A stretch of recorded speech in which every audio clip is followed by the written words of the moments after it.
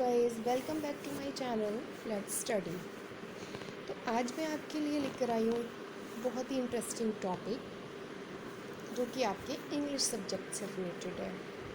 तो हमारा आज का टॉपिक है सेंटेंसेस एंड इट्स टाइप्स।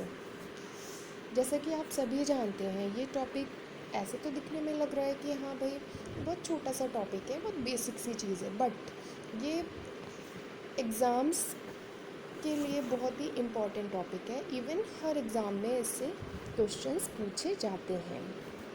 तो आई थिंक आप सभी जानते होंगे कि सेंटेंसेस क्या होते हैं, सेंटेंस की डेफिनेशन क्या होती है, सेंटेंस को कैसे फ्रेम किया जाता है।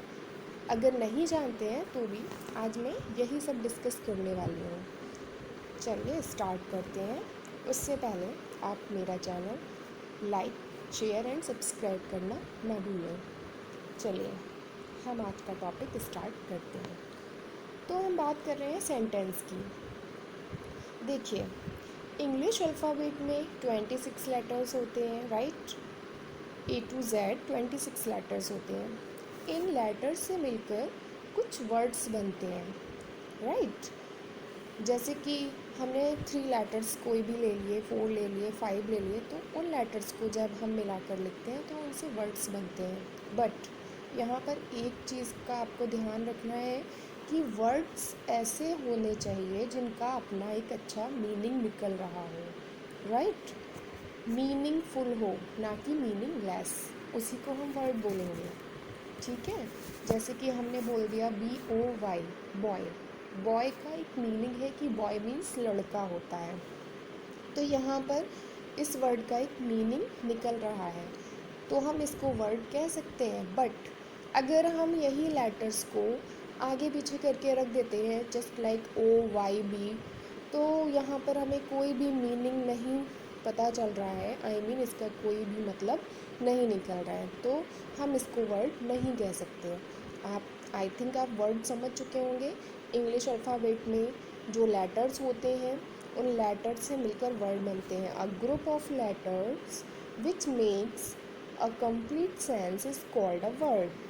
Okay, for example boy, girl, like और भी ऐसे बहुत सारे वर्ड्स हम बना सकते हैं।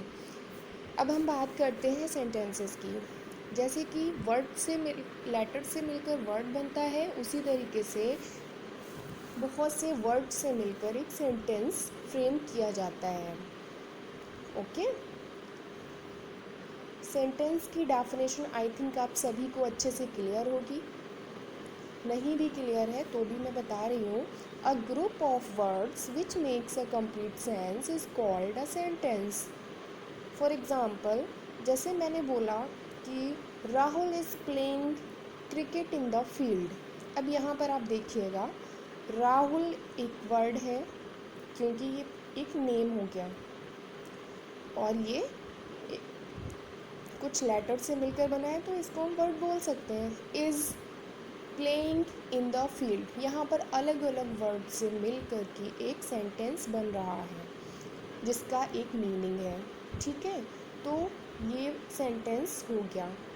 कुछ सेंटेंसेस ऐसे भी होते हैं जो कि ज़रूरी नहीं है कि सेंटेंस के लिए हमें बहुत से ग्रुप ऑफ वर्ड्स की ही ज़रूरत हो। कभी कभी क्या होता है कि कभी कभी एक वर्ड ही अपने में मीनिंग कंप्लीट कर रहा है, तो हम उसको भी सेंटेंस कह सकते हैं, राइट। जैसे कि मैंने आपसे कोई क्वेश्चन किया, where are you going, where are you going, आप कहाँ जा रहे हैं, और आपने शॉर्ट में आंसर दे दिया। आपने कुछ भी शॉर्ट में आंसर दे दिया, लाइक कानपुर, दिल्ली, है ना। तो इससे सिर्फ ये एक वर्ड से आपका मीनिंग कंप्लीट हो रहा है, मतलब कि आपका आंसर निकल के आ रहा है। तो हम इस एक वर्ड को भी सेंटेंस कह सकते हैं। तो वर्ड्स एक या एक से अधिक भी हो सकते हैं जिनसे मिलकर के एक सेंटेंस बनता है, राइट। आई थिंक आपको सेंटेंस अच्छे से क्लियर हो गया होगा। तो अब हम आगे बढ़ते हैं टाइप्स ऑफ सेंटेंसेस पे।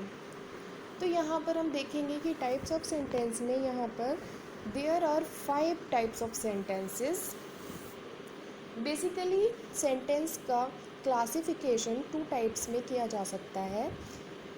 तो हम सबसे पहले फर्स्ट क्लासिफिकेशन की बात कर रहे हैं, जिसमें 5 टाइप्स ऑफ सेंटेंसेस होते हैं। नंबर 1 इज़ असर्टिव और declarative sentence. Number 2 is imperative sentences. Number 3 is interrogative sentences. Number 4 is exclamatory sentences and number 5 is optative sentences. अब हम बात करते हैं assertive sentences की। assertive sentences वो होते हैं जिसमें कोई भी स्टेटमेंट दिया जाए, राइट? जैसे कि मैंने बोला कि I am doing my work, Sheela is going to Kanpur, right? तो ये सारे के सारे क्या हो गए हैं, असर्टिव सेंटेंसेस की कैटेगरी में आएंगे। नेक्स्ट आता है आपका इम्परेटिव सेंटेंस। इम्परेटिव सेंटेंसेस वो होते हैं जिसमें हम किसी को कोई ऑर्डर दें, किसी से कोई रिक्वेस्ट करें, है ना, या फिर किसी पर हम कमांड करें, तो इस टाइप के सेंटेंसेस इम्परेटिव सेंटेंसेस में आते हैं। For example